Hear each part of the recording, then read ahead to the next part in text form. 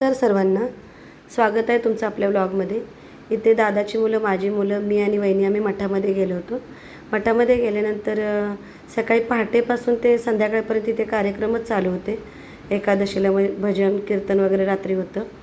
तर इथे नमस्कार केला आम्ही, विठ्ठल रुक्माईचं दर्शन घेतलं आणि इथे माझ्या मुलग्याला ना दानपेटीमध्ये पैसे टाकायला आवर्जून खूप आवडते। इथेच नाही कुठल्याही मंदिरात जाऊ दे तर त्याने पैसे घेतले, विठ्ठल रुक्माईच्या चरणाला स्पर्श केला आणि त्याने पेटीमध्ये पैसे टाकून दिले आणि इथून मग आम्ही सर्व देवांचं दर्शन घेतलं। तुम्ही इकडे पाहू शकता दोन्ही बाजूला आपण आरतीमध्ये म्हणतो की गरुड हनुमंत पुढे उभे राहते, तसं इकडे दोन्ही साईडला दोन मूर्ती आहेत वेगवेगळ्या साईडला, हनुमंताची आणि गरुड स्वारींची आणि हनुमंत स्वारींची, तुकोबारायांची मूर्ती आहे, ज्ञानेश्वरांची मूर्ती आहे। एका साईडला विणा पाहू शकताय तुम्ही आणि इथे भजनाचा कार्यक्रम चालू आहे, तर तुम्ही इथे भजनाचा आनंद घेऊ शकताय।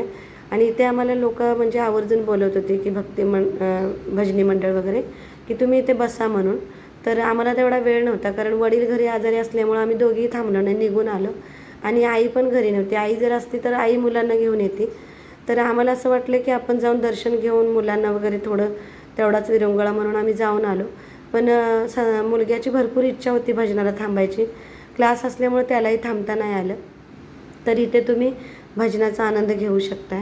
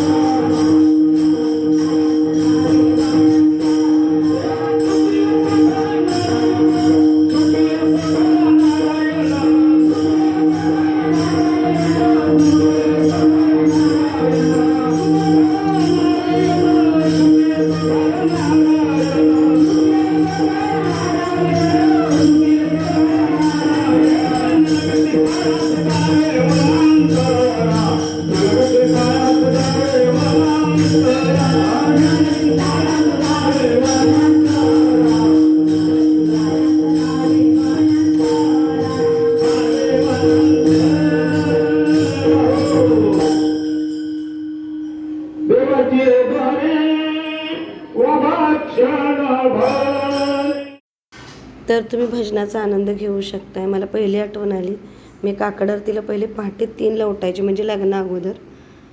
तर खूप छान वाटते।